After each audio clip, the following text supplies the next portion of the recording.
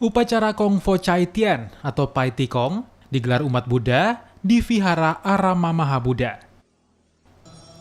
Kali ini, upacara dihadiri Bante dari beberapa daerah, yakni Jakarta, Lampung, dan Papua. Mereka adalah Bante dari Sangha Agung Indonesia.